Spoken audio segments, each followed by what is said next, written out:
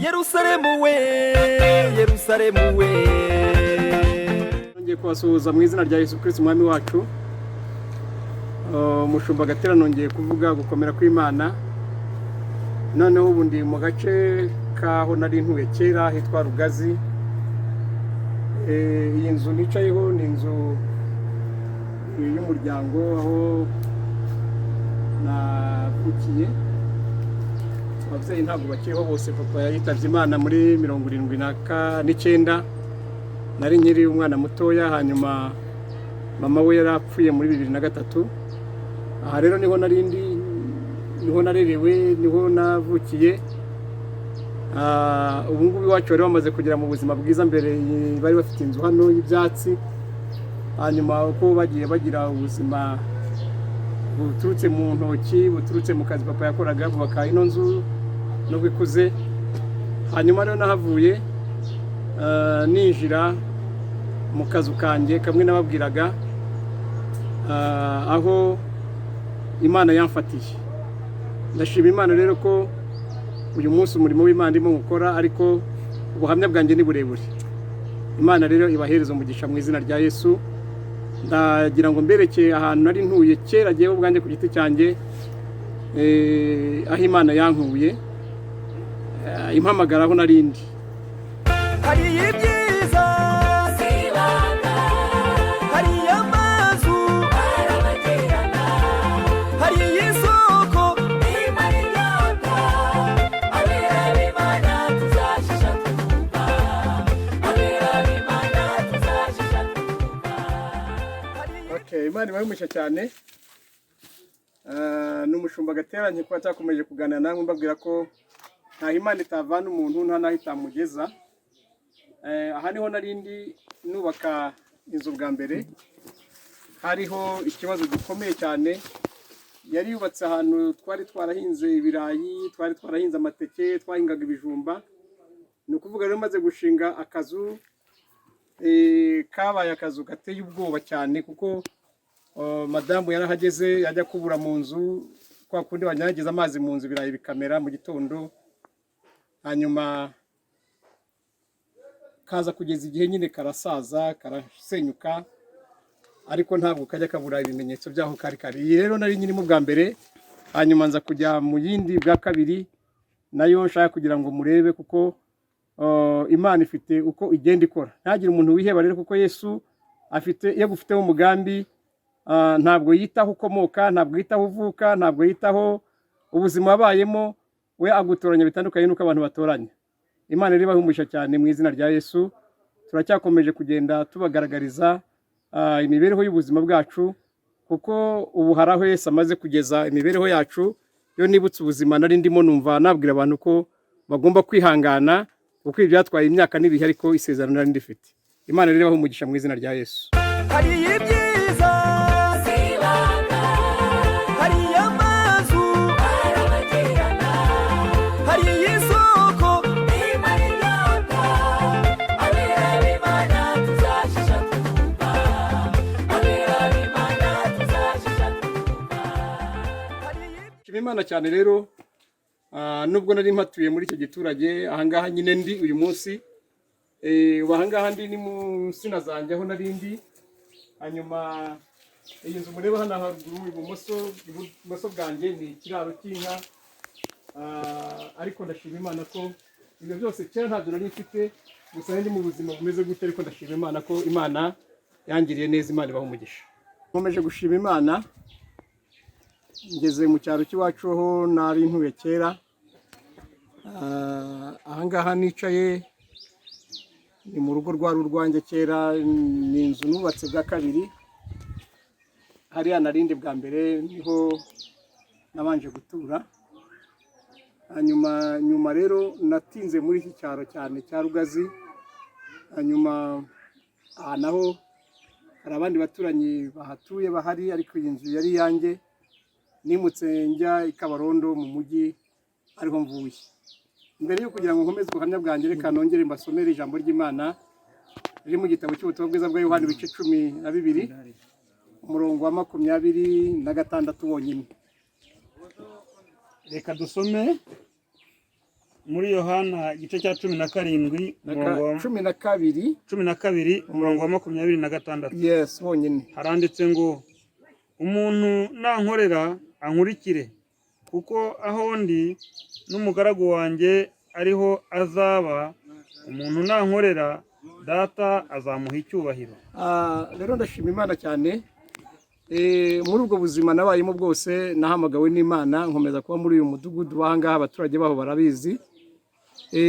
Ahangaha nari ntuye naho bo bamaze gushyiraho amadirishya n'inzugi, ariko njye nahavuye ntari nashobora kuba nashyiraho n'urugi cyangwa se idirishya. Hari ahantu hakinzemo ibigunguru n'ibibati, hanyuma numva ijwi ry'Imana rimpata kuva muri uyu musozi. Nari maze kuhakora umurimo w'Imana, maze kuhashyira itorero. Icyo gihe rero byabaye ngombwa ko mpaguruka ndagenda. Buriya kumvira ijwi ry'Imana ni ikintu cyiza, kandi nari mpavuye mpamaze imyaka itari mike nkorera Imana, nahubatse n'urusengero. Ni ukuvuga ngo Imana yakoze igitangaza. Rero ndahava ndagenda, ntabwo njya mpibagirwa abaturage baho n'inshuti zanjye.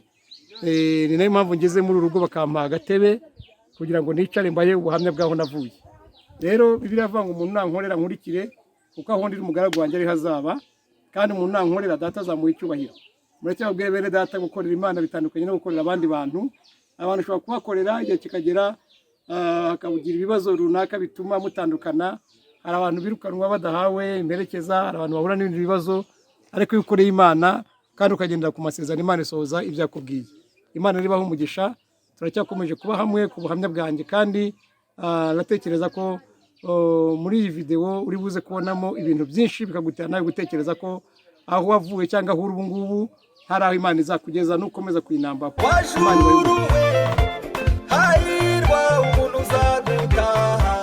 Mugena ndi hano imaze guhamagarwa n'Imana, natangiye umurimo w'Imana. Hanyuma ahangaha rundi rusengero rwa mbere nubatse muri uyu mudugudu, nubwo nahimutse ariko ruracyakora, rurimo abakozi b'Imana abandi benshi. Imana ibahe umugisha. Abakerubi, abaserafi, neza mu izina rya Yesu. Ndanezerewe naje hano ku mudugudu, ndimo ndagenda ntanga ubuhamya. Harya wowe nturi mu bantu ba mbere nabwirije ubutumwa? Yewe mu bantu ba mbere wambwirije ubutumwa, umbwira ijambo ryiza cyane Imana yakuntumyeho. Wantumyeho umwana Mukakarangwa ari umuririmbyi, arambwira ngo urashaka mu rugo nzumbwira. Hanyuma maze kumbwira warambwiye uti shika musenge, Imana yambwiye ko ugiye kukugirira neza. Ubwo ntabwo byatinze, ibyo natekerezaga ababyeyi bari barahunze mbona baraje, aribyo nizeye wenda ko ari byo Imana yagutumye. Nari naraburishije umwana nzi yuko yapfuye. Muri iyo minsi ubwo nibwo umwana twabonye intumwa izitubwira yuko hari urupapuro rumurangisha. Yamukuye ahantu bita Nyange n'amatongo, nari nzi ko yapfanye na mukuru we babanaga. Kubw'ibyo rero ndahakwibukira nkahagutekerezaho, uretse ubushobozi buke nagize. Mba naragusuye buri wese ukambera umwana nkakubera nyoko. Imana igumushya cyane. Ni ukuri ndagutekereza. Ndimo ndatanga ubuhamya bwaho Imana yamvanye naho ingejeje. Ni ukuri twarabanye abantu benshi bazi amakuru yanjye n'umurimo w'Imana hano. Nubwo nimutse ariko ndashima Imana yuko mukiriho kandi muri abatanga abana beza. Imana ibahe. Ni ukuri rwose wangiriye neza, Imana iguha umugisha. Nagufatiyeho umugisha. Amen. N'uyu munsi. Amen. hari ibyiza sibanga, hari amazu arabagirana, hari isoko imara inyota, abera b'Imana tuzashisha twumva, abera b'Imana tuzashisha twumva. Nongeye gushima Imana nanone kuko ahangaha nkiri ni hano iwacu mu Rugazi, aho nari ntuye kera. Uyu mubyeyi nawe ufite uyu mwana nkikiye yamaze mu nda ya nyina imyaka irenze 3, ariko tukagira ibyiringiro twasenga Imana tukamubona. Hanyuma Imana iriza kutwereka ko azavuka kandi ari muzima. Ubu kera najyaga manuka imisozi nkibonamo gakeya, ubu namanutse n'imodoka yanjye. Rero nongeye gushima Imana nyine kubera uyu murimo w'Imana irimo gukora, kandi ubuhamya bwanjye bugenda bugira n'ibintu Imana igenda ikora by'ibihamya. Rero ndahageze ndavangure ku mwana nawe mufate uko na nyina ubwe cyangwa se na nyirakuru. Harya wowe uri nyirakuruza? Mama ni nyirakuruza. Wowe uri nyirakuruza we. Hanyuma wowe njye nkaba nyirakuru. wowe uri nyirakuru ari wituze Wituze ari hano umukobwa wawe. hari ibyiza sibanga, hari amazu arabagirana, hari isoko imara inyota, abera b'Imana tuzashisha twumva, abera b'Imana tuzashisha twumva. nongeye kubasuhuza nanone narindi mu gace k'umuryango wanjye epfo aho navukiye n'aho nakuriye n'aho nimutse, aho nagiye ntungurwa no guhura n'abantu Imana yagiye ikorera ibitangaza. Bariya ni bake cyane, ni abantu benshi kuri uriya musozi. Mbere y'uko nubaka n'urusengero nabanje kubaka ikintu cy'ibirere mu rugo iwacu, hanyuma abantu baraza turasengana barabohoka barakira, ni benshi cyane. Hanyuma rero nza kubaka urusengero, nyuma mba muri buriya buzima mwabonye. Ubu ngubu nonanga turi kuvugana aha nicaye n'iwanjye mu nzu, aho ubu ngubu muri iyi minsi ntuye ahantu i Kabarondo muri santere yaho. Ni ukuvuga ngo ndashima rero Imana. Aya mafoto yose arerekana ubuzima bwanjye, ariko mu ncamake Imana yagiye ikora imirimo n'ibitangaza. Ntabwo njya niheba, niyo mpamvu igihe cyose amagambo mvuga n'amagambo ahumuriza abantu, kuko nzi neza ko mu bidashoboka havamo ibishoboka, mu bidakunda havamo ibikunda, kubera ko Imana ijya ikora imirimo n'ibitangaza. Rero nagira ngo umuntu wese uribuze kubona aya mafoto cyangwa se izi video aze kongera kugira kwizera, kuko ijambo ry'Imana rivuga ko Imana ni Imana izura abapfuye, ibitariho ikabita nk'ibiriho. Nk'uko Aburahamu byamugendekeye, yari amaze imyaka nk'ijana, umubiri umeze nk'uwapfuye. Sara nawe yaracuze, ariko birava ngo ntabwo arakacogora mu kwizera. Rero ibyo uhura nabyo ntibiguca intege, kuba ukiriho gusa birerekana ko umugambi w'Imana ugihari kandi kuri wowe. Iyo dusoma ijambo ry'Imana mu gitabo cy'Abaroma ibice 4 umurongo wa 17, niho havuga ngo nk'uko byanditswe ngo ngize sekuruza w'amahanga menshi, imbere y'iyo wizeye ni Imana izura abapfuye n'ibitari ikabita nk'ibiriho. Ni ukuvuga rero uyu mwuka wo kwizera wambereye umurage, kuko nagiye mbona ibikorwa by'Imana bigenda bitangira, kandi ibi ngibi byose byabaye ku buzima bwanjye. Nabibwiwe mbere y'imyaka 20 ishize. Ni ukuvuga rero ngo ntabwo nigize ncogora, ntabwo nigize ngira ikibazo. Nabwiye Imana ubwo nimukaga hariya nari ntuye, kuri ariya mazu ari yasenyutse n'iriya yindi nahaye umuntu. Nabwiye Imana ngo ubwo ngeze i Kabarondo nkaba ngiye gucumbika, inzu nabagamo bwa mbere ncumbitse yari mbi cyane, kuko nibwo bushobozi nari mfite, nayishyuraga 4,000, aho kugeza uyu munsi iyo nzu ubu ngubu itakiriho. Bahubatse indi nzu nziza bakire ba nyiraho. Ariko nabwiye Imana nkihagera ngo rero nubwo njya gutangira umurimo Kabarondo, ntabwo nshaka kuzampa inzu mbere y'uko umpa urusengero rundi. Hanyuma kandi numara kumpa urusengero uzampa inzu, numara kumpa inzu hanyuma uzampe imodoka, umpe n'ibyuma byo gukoresha mu rusengero. Ni ukuvuga ngo nuko byakurikiranye. Mu gihe gito muri ya nzu ndimo nkodesha, ndimo nayikodesha ari mu gihe cy'izuba, imvura yagwa, abaturage baza mu nzu, abantu bari benshi baje kunsura, umwe tukamuhereza akadobo, undi akabase, undi sorori, kubera ko yaravaga umuntu akamera nkaho ayikoreye, amazi yakuzura akajya amena hanze. Ariko kubera ko hari icyo bari bankurikiyeho, ntabwo abantu bahacitse kubera ubwo buzima. Gusa mu isi y'umwuka narabwiraga ngo ibintu nzabivamo. Hanyuma rero nyuma nza kubivamo. Ahangaha nicaye ni mu nzu yanjye bwite Imana yampaye. Rero ndababwira ngo uyu munsi ngira kwizera igihe cyose iyo ndimo vuga n'abantu. Rero Imana yo igenda ikora intambwe ku ntambwe, kandi ndagira ngo nkubwire ngo wowe uzanyumva, igihe kirageze kugira ngo nawe Imana isohoza amasezerano y'ibyo wavuze. Ntugire ubwoba bwo kubyara, ntugire ubwoba bwo gushaka, ntugire ubwoba bwo gutunga. Kuba hari ibintu byakagombye kuba byaraguhitanye ntibiguhitane, nakubwira ngo uracyari mu mugambi w'Imana. Itegure gusingira no gusenga, kandi turahari kugira ngo tugufashe, tuguhe ubuhamya bwaguye, kandi tunagusengere.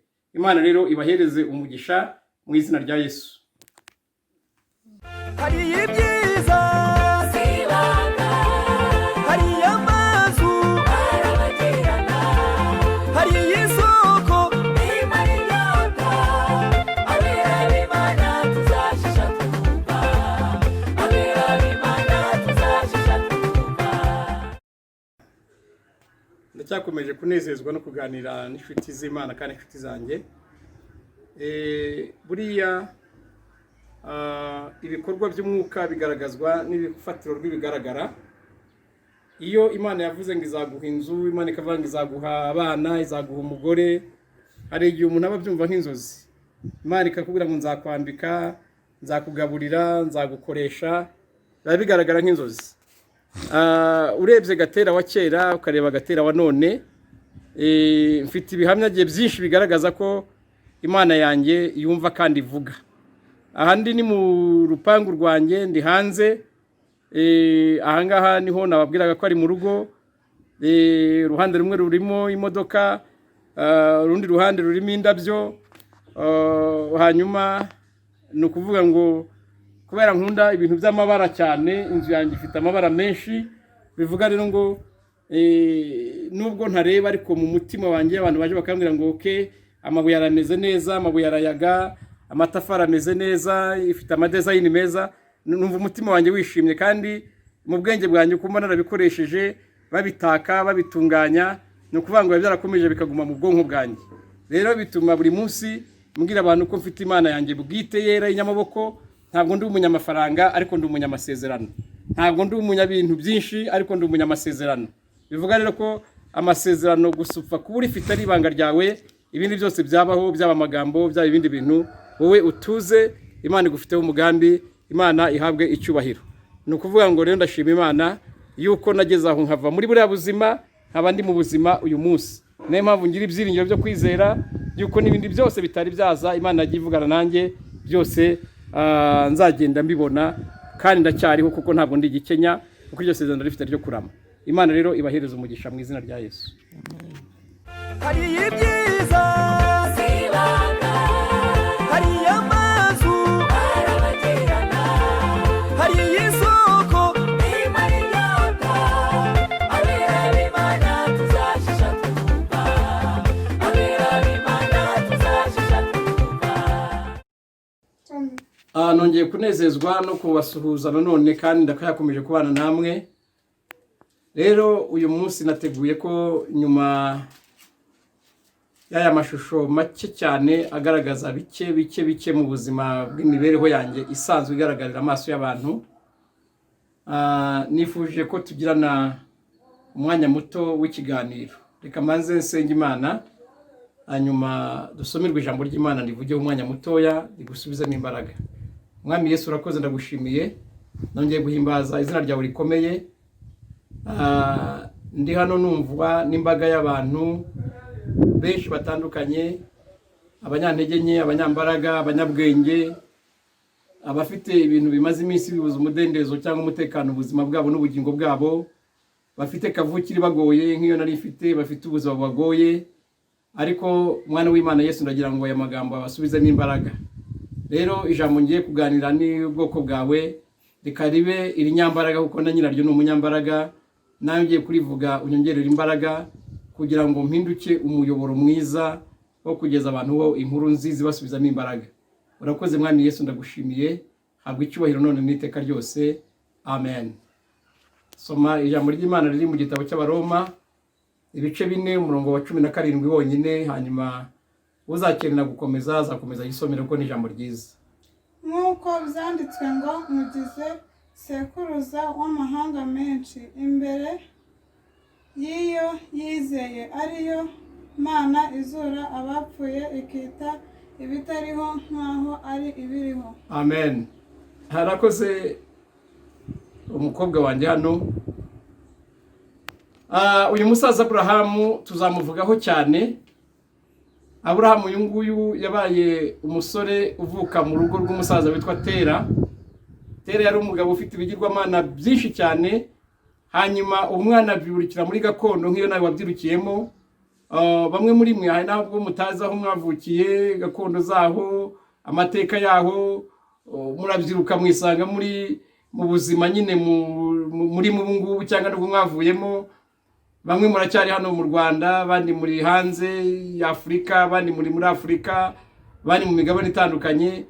Hanyuma wajya kureba ugasanga hari imbaraga zigenda zikubuza amahoro, ukabona ibintu biragenda bikubuza umudendezo, ukabona uhanganye n'ibintu, ukabona hari ibintu byaborotswe.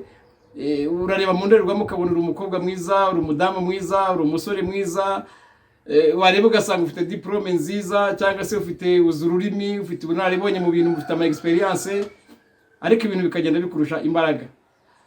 Rero hari kavukire ikomeye niyo nzavugaho cyane. Uyu mugabo Aburahamu yavukaga aho hantu. Ni ukuvuga ntabwo Imana yigeze reka kuvugisha Aburahamu no kumuha amasezerano. Yari yafite nkuko nawe yafite, yari yarayahawe nkuko nawe wayahawe. Hanyuma igihe kiza kugera Aburahamu, Imana igenda imubwira ngo ndashaka kugusohora mu muryango wa so.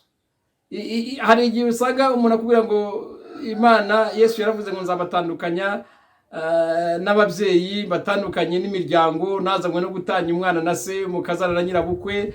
Avuga n'ijambo rikomeye ngo umwanzi w'umuntu azaba wo mu rugo rwe. Biriya ntabwo ari ugutandukana gutya ngo nimuhura n'umuhobere, nimufite icyo umuha ntumuhe, niba ufite icyo umukora ntukimukorere, ahubwo ni ugutandukana mu buryo bw'imyizerere. Muri make ni ugutandukana mu buryo bw'iyo mirage mibi abantu baba barabayemo. Aburahamu rero byaramugoye nk'umuntu uri muri famiye ya se, yari yarariye ibyo atakagombye kurya, yari yariye inyama zitongerewe, yari yaramuritswe mu bivyo bigirwamana bya Setera.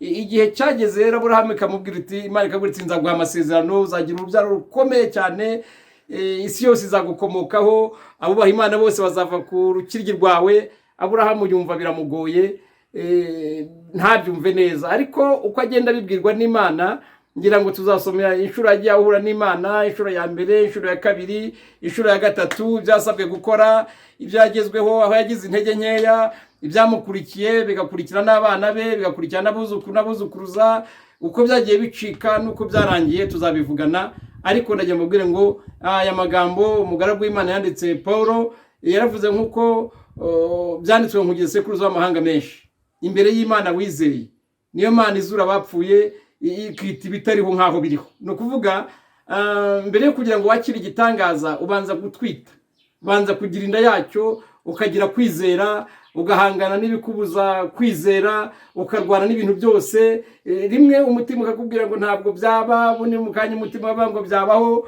Nahoze ngana n'umuntu mu kanya mubwira ngo Imana izagukorera ibyiza, izakugira neza, akavuga ngo mushumba byaca he, bizava mu ijuru. Byanavayo kuko inzara y'Abayisiraheli bava mu Egiputa hari igihe yarangijwe n'amanu. Hari n'igihe basabye Mose inyama, imanura inuma ziruzura, bapakira imifuka bararya. Imana ifite inzira zose zidasanzwe. Ndibuka ko hari n'umunsi nigize kuba ndimo kubwiriza igiterane, umugabo aza yirukanka ampereza agacupa k'amazi, abona icyuzwe cyandenze abantu babaye benshi, ashyira inote y'ibihumbi 5 mu mufuka, amaze kuyishyiramo ndavanga Imana iguhereza umugisha. Agisohoka agenda, abantu bagiye kubona babona inote za 5 zirimo ziramanuka ziva hejuru mu gisenge. Abantu barikanga bigirayo, induru ziravuga, ndavuga nti habaye iki? Bata amafaranga arimo aramanuka, ndavuga ntagire we yakoraho nayo uwo mugabo. Amafaranga arayatoragura 280. Ni ukuvuga iyo ni inkuru yabaye ku mugaragaro. Birangiye umugabo aragenda atuguramo fanta ikaziye, abona nta kibazo, aragenda atuguramo brochette, abona baramugaruriye. Bigaragara ko amafaranga ari original, ari mazima, ari meza. Nibwo bwa mbere n'ubwa nyuma nabo icyo gitangaza. Sinzi niba ari bwo bwa nyuma, ariko nibwo bwa mbere nakibonye, ntabwo kirongera kuko byari kera, byari muri 2003 ngira ngo.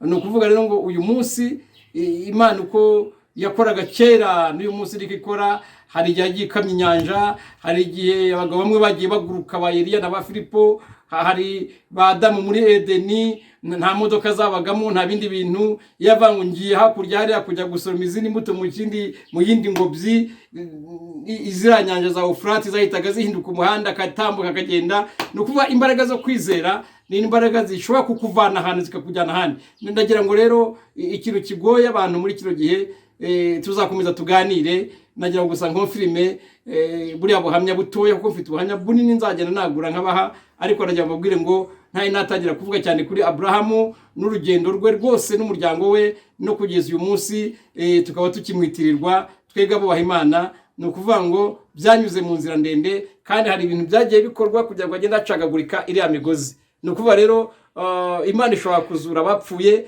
ibitariho none ahangaha ikabyita nk'ibiriho. Niyo mpamvu ngiye ntajya ngira ikibazo iyo mbwiye ngo ntubyara ndakubwira ngo uzabyara, iyo mbwiye ngo ntabwo ubengukwa amakwa arapfa ndakubwira ngo ubutaha ntabwo bizapfa, iyo mbwiye ngo uhora ukodesha ndakubwira ngo ubutaha uzaba uri mu nzu yawe, iyo mbwiye ngo barakwirukana mu kazi ndakubwira ngo none uzagera muko nawe uzaba uyobora. Ni ukuvuga ngo nuko nguko nge nahagurutse kandi nagiye mbona intambwe ku ntambwe buhoro buhoro Imana igenda inkorera imirimo n'ibitangaza. Ubu ngubu ndatuje ndi imbere y'Imana. Rero niyo mpamvu mbabwira ngo bene data kugeza uyu munsi ibyo umuntu akwibwiriye ujye ubyakira nk'aho ari ihame n'ubuhamya bw'ibyo akubwiye ubirebe ubibone ubifate bizakugarura mu kwizera. Ariko muri kino gihe abantu benshi bakoze ibintu by'umwuka w'ubushakashatsi butandukanye n'imigambi ya Bibiliya rero ivuga amagambo akomeye kandi buri munsi ko babwira ngewe nk'umukozi w'Imana mfite impano nemera mbana nayo yitwa kwizera n'ubutware. Reka rero uyu mwanya mwiza wowe unyumva Imana iguhe umugisha kandi ndongera kubabwira ngo rwose nakagaruka hirya y'ejo tuzakomeza kubana kandi Imana wizeye izura abapfuye ibitariho none ahangaha ikabyita nk'ibiriho. Uyu munsi rero mu mbaraga zo gusenga kubw'aya magambo n'ubuhamya bwanjye ndagutera inda y'urugendo kugira ngo nawe uzabyarwemo ibitangaza wowe n'abagukomokaho. Imana ibahe umugisha. Ndagira ngo mbabwire ngo uyu munsi numvise nshaka kugira ngo mbabwire ko Imana ibafiteho umugambi mwiza cyane kandi Imana ifite gutabara mu gihe cyayo. Ndakubwiye ngo gumana ibanga. Uyu ni umushumba Gatera, ndi umuyobozi w'itorero rya Methodiste ini mbaye Kabarondo, mfite abakozi b'Imana nshumbye kandi mfite umurimo w'Imana nkora. Rero ndashima Imana muri kino gihe cyose abantu bameze nkaho bihebye yuko utagomba kwiheba, abantu bameze nkaho baho amasezerano yabo yamaze gusinzira. Ndashaka kubabwira ko imvura y'amasengesho n'ubu buhamya bwanjye bigiye kubanuka bikongera bikabyutsa isezerano ryawe rigatoha kandi rikazera imbuto abantu bakaribona. Yewe magingo aya ngaya abantu benshi duturanye cyane cyangwa n'abanzi mu buzima bwa mbere, iyo duhuye baratangara, iyo duhuye batekereza Imana, iyo duhuye bibuka Imana. Kuko ngiye mbwira abantu ngo kenshi yewe ubwanjye niba utasoma Bibiliya ugasoma amateka yanjye wafashwe kandi ugasubiza mu imbaraga. Imana rero ibahe umugisha mu izina rya Yesu. Urakoze Mwami Yesu, ndagushimiye, nimbaje izina ryawe rikomeye, ndimo ndatura imbaraga n'ubutwaye n'ubutabazi kandi gukora guturutse mu gusaya kuko umeze kubana natwe. Ndongera kuhira amasezerano y'abantu banyumva, imbaraga z'ubwiza bwawe zururuke, abantu basubizwemo imbaraga. Ibigaragara nk'ibitariho mu isi y'umwuka biriho, ibigaragara nkaho abantu bamaze kugumbaha mu isi y'umwuka abana barahari, abagaragara nk'aho abantu badafite agaciro mu isi y'umwuka baragafite, ibigaragara nk'aho batagaragara mu isi y'umwuka baragaragara. Ndabizi neza ko ijuru ritureba ritwitayeho, niyo mpamvu uyu mwanya ukuboko kwawe n'imbaraga zawe bikomeze kubana natwe. Urakoze Uwiteka Nyiringabo Imana, habwa icyubahiro none n'iteka ryose mu izina rya Yesu Kristo umwami n'umukiza wacu. Amen.